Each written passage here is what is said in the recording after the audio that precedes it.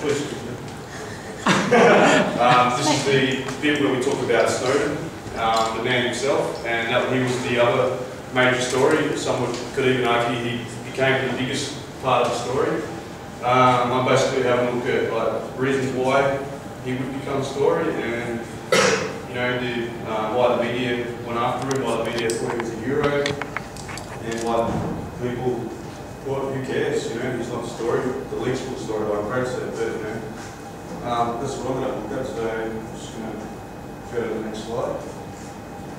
And yeah, basically, so the mainstream media, they'll split over how Snowden should be viewed after the leaks and the subsequent unmasking. And this is a really different case, obviously because of national security was an issue, or perceived threats to national security.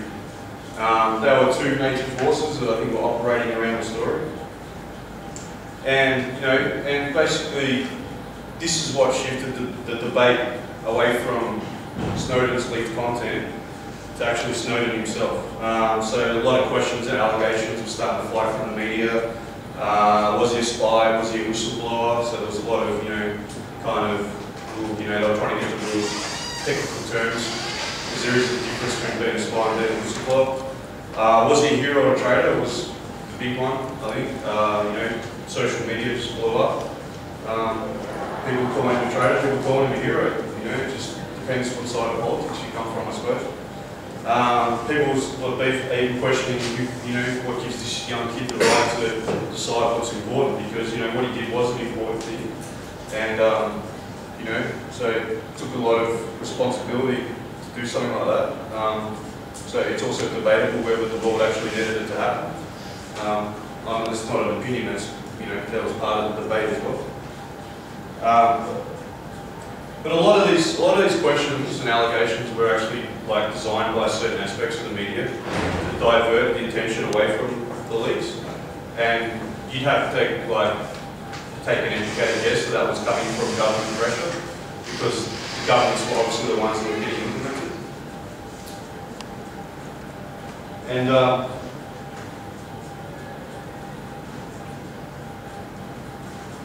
sorry, not my life. Yeah, so basically, this whole thing about the story getting taken away from the leaks and to Snowden, Snowden predicted this would happen. And if you see season 4, the film we showed the preview at the start, it actually has the interaction between Snowden and Greenwald, where they discuss when to leak his name, how they want to do it, because they want to get the leaks out first for a few days, because it was never going to happen that they were never going to find out who he was, so they had to leak his identity. But they had to do it in a smart way. So they discussed the strategy. They decided to wait a few days, let the leaks get a bit juice, and then once his identity leaked, media frenzy.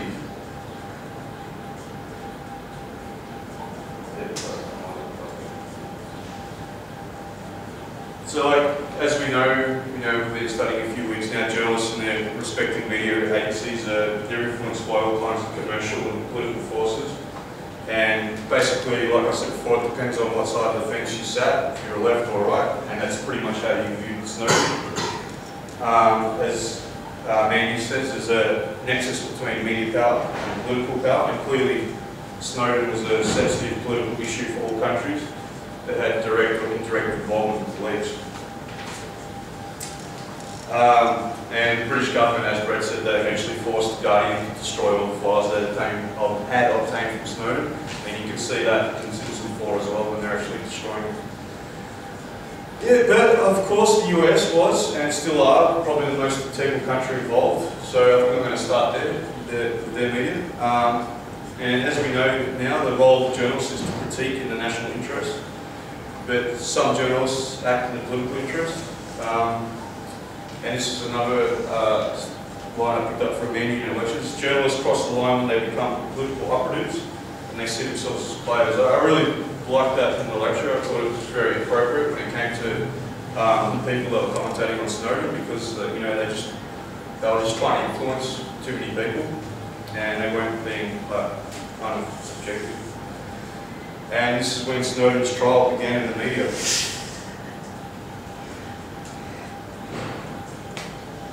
So we've got this guy here, it's Ralph Peters. I don't know if you guys are aware of him. He's a bit of a, I'm not going to say that, he works for Fox. He's a Fox News intelligence expert. And he's basically, his opinion is Snowden's a traitor. So he's right wing. So you know where these politics sit. Pretty much well known Fox News is a right wing, politically aligned network, and who owns Fox News again? Ruby.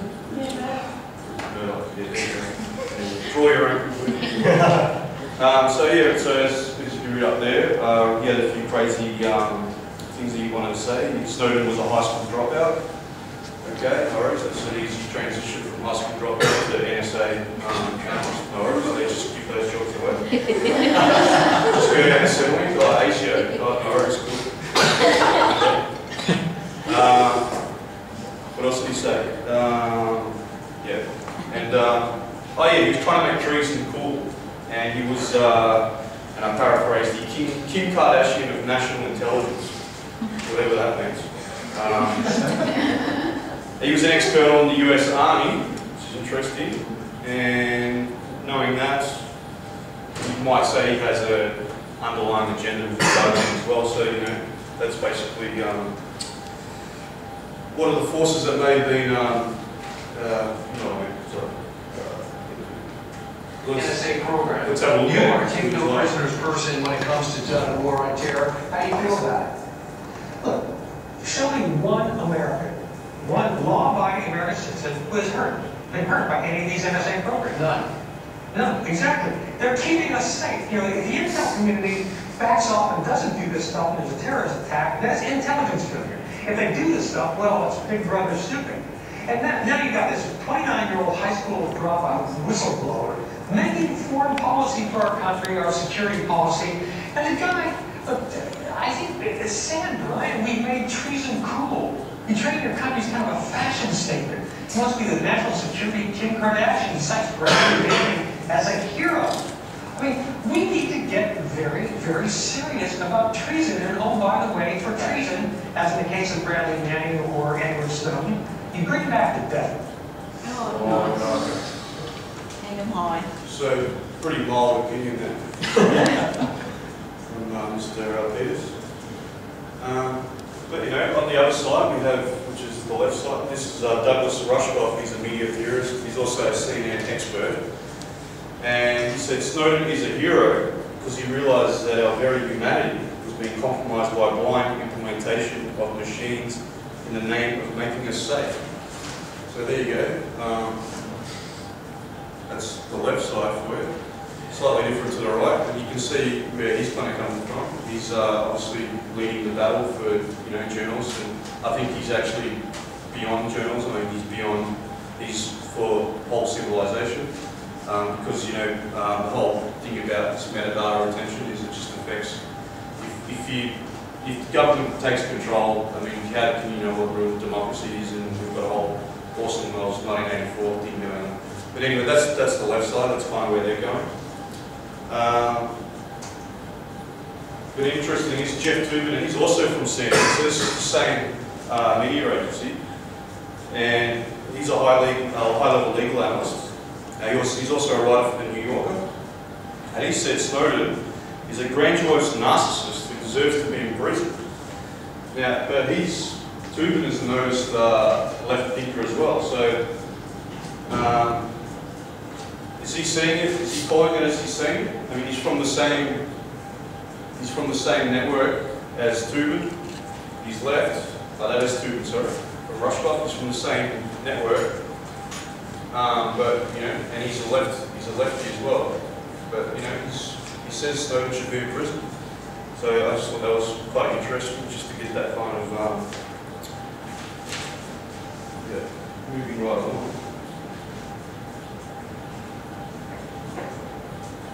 Sorry, I just skipped a bit.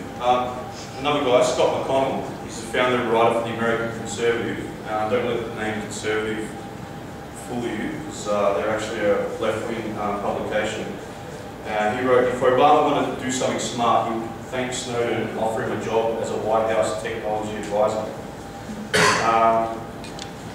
So basically, these are different sides of the political. We got the left and the right, and they're both kind of like clearly one's against Snowden, one's for Snowden, but they've all got their own agendas by doing this. But it also could interpret that these journalists / commentators are acting in the political interest under the veil of the national security interest debate, which I think has been going on a fair bit in the media. But of course, not all journalists and political commentators, and the majority simply reported on Snowden without giving an opinion. Some journalists also commented on the Traitor debate. Oh, I don't know, I should not have read that, sorry. Just take that back. That was a mistake. So, moving on to Abby Martin. So this is Abby Martin. She works for she's a presenter of Breaking the Set, which is a branch of Russia Today. Okay, so Russia Today is like a Russian television channel, and Breaking the News is an online production that just goes out to the world. So it's not shown in Russia. It's produced by Russia, but it's shown to the rest of the world. Is it in English? It's in English. Yeah, it's very English, completely English. I don't know how it's how to speak Russian. So yeah, and she analysed this whole Traitor debate, and she called it weapons of mass distraction, which is, I thought, a very good name for that one. In the analysis, she noted that once the leaks mentioned, she actually talked about an interview. There was a big interview on NBC between Snowden and Brian Williams. And Brian Williams has nothing to do with Snowden, has actually since been stood down from NBC for making up stories. So that's pretty serious in itself. But that's a side part, don't worry about that. So yeah, and basically she kind of criticised the whole interview because NBC highly edited it out. They didn't mention anything about the leaks. It was all about, are you a hero, are you a traitor, how are you portrayed in America, this kind of stuff, and Abby Martin, tries to make the point that, doesn't matter if he's a hero, doesn't matter if he's a traitor, what matters is that this stuff is going on, and that's what people should be talking about. So she was someone that was kind of in the middle. And just moving right along with it.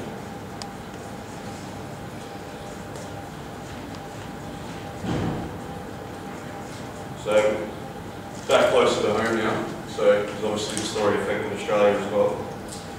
And Australian journalists, we have a whole, not me, sorry, but journalists in Australia have a whole host of forces to deal with. And these forces came in direct contact with issues arising from the NSA leaks.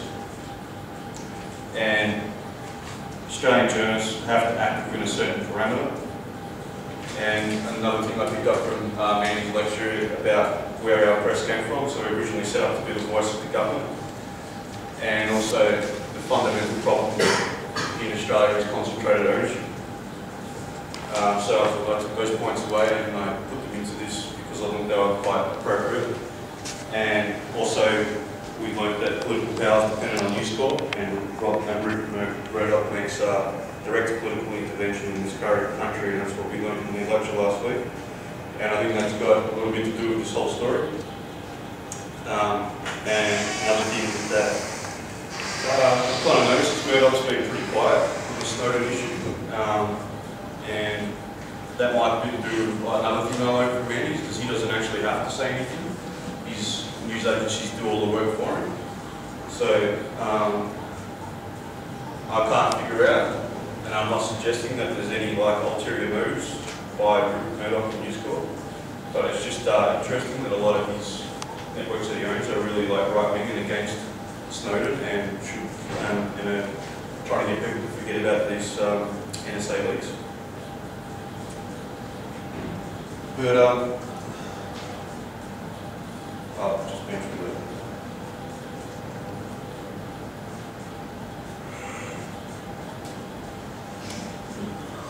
So the ABC, they came out and they defended Snowden, and then he was subsequently attacked by New Zealand journalists and Tony Abbott. And one of these journalists was Andrew Bolt. I don't know if anyone's heard of him.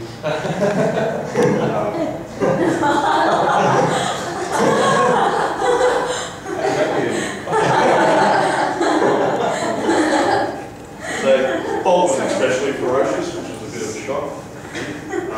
He wrote on his blog, which was filed in an apparent memo to the ABC, that the ABC had got it wrong when explaining who the whistleblower was and used language to justify Snowden as being in Europe.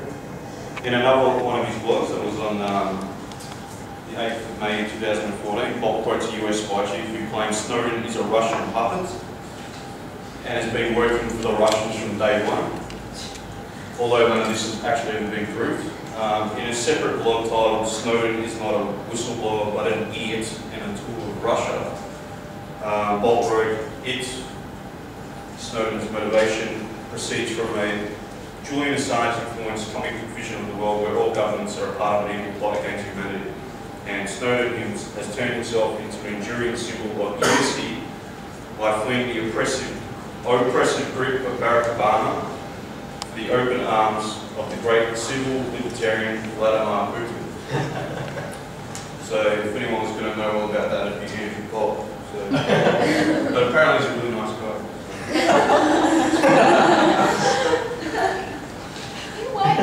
If he comes in, you'd all be going, oh shit. I've got nothing, I'm just reading what it was he wrote.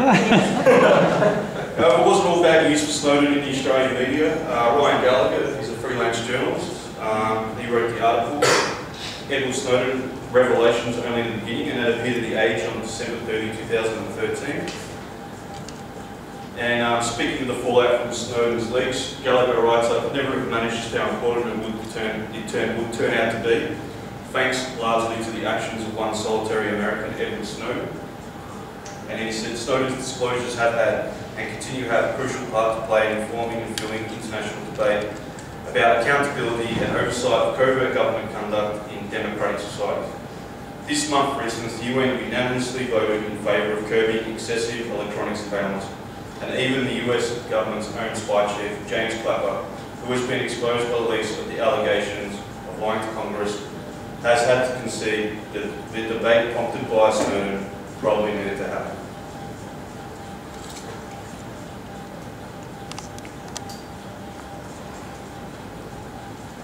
So this is kind of touching on what we've been through in this little mini class discussion we had in the middle. So basically how the journalist is going to operate.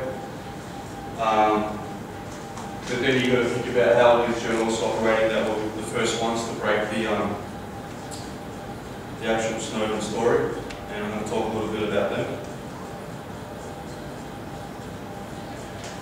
So there's the two there. So there's Laura, I can't pronounce her surname, sorry about that, and Glenn Greenmont, who we met before. So Laura's the filmmaker, she made Citizen 4. But you know, like aside from political interest, commercial interest, deadlines, national interest, the issues in this story were amplified, faced by all the journalists covering Snowden, and that these two were at ground zero, and I think that the actual forces or consequences for them were a lot higher than most journalists have ever faced in their life. They risked more than their careers, they risked their freedom, and they risked their lives. And such was the secrecy surrounding this case, the precautions required by first Laura and later Greenwald were unprecedented or undocumented, and it was kind of like a throwback to the Woodward-Bernstein, Deep Throat and Watergate conspiracy and the way that those guys operated. And if you watch Citizen 4 again, it's a pretty good film anyway. She shows us the security messages her and Greenwald had to take in the film. And they both became actual characters in the story as well, so pretty much like what Woodward-Bernstein did in the Watergate trial. So they had to deal with encrypted emails, they had to use fake names, fake identities, secret passwords, like they had to meet when they first met, or when Laura first met Snowden. You know, he was sitting in a cafe in Hong Kong and she had to go up to him and never seen each other before, and she had to say, oh, the weather's nice in Sweden this time of year. he had to say something else. So it was straight out of like James Bond or a Jason Bourne film.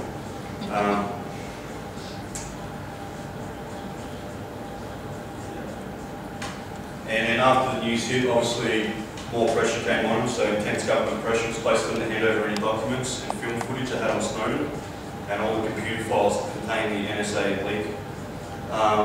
As Brad mentioned, Greenwald's partner was arrested and detained by US officials, and both Greenwald and Laura pretty much decided they could probably never go back into the US, although it was interesting to see they both went when they won the Academy Award, so they were in LA recently. This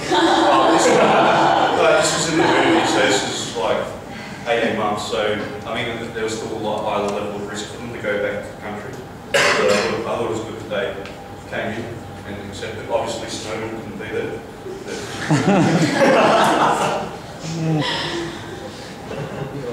But also a major ethical issue they had with reporting this was like, you know, the information they were dealing with, like, was it going to like get people killed? So, you know, like there's one thing that journalists have to deal with, like always protect the source and always get the story, but I mean, where's it going to draw the line? If someone's going to die, I mean, can you like morally accept that? But I'm sure these two were definitely like on the side that this needed to come out, so they'd probably live with the consequences. But Snowden tried to explain to them that nothing specific was in the leaks. It was basically just information about how it worked. And he also put a lot of trust in these two that they'd actually get the story out there, and it was quite hard. You know, even if they'd intercepted Snowden before he turned over the information, we'd probably never heard of him. He'd probably be buried somewhere right now, and no one would know anymore. So he did take quite a risk. So he had to make sure the information got out there. So these two journalists have a huge responsibility on their shoulders.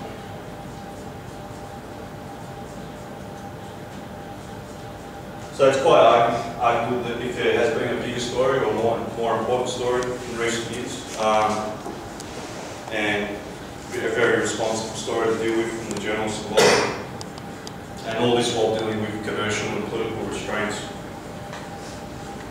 But as we know, commercialism makes the world spin, and it also makes the world spin even more so in the world of the media. And as much as this was an important story, Snowden did sell a lot of papers, so just remember that one. And that's the end of the presentation. Thanks for your patience. Happy to take questions. Before we do, I just kind of like, you know, just if you go away, just maybe kind of think about Snowden, the man. Like, was he a hero, was he a traitor, or does it even really matter? Do we even really need to know who he is now that since that information's out there? And how will that affect you going forward in your careers? But I'll take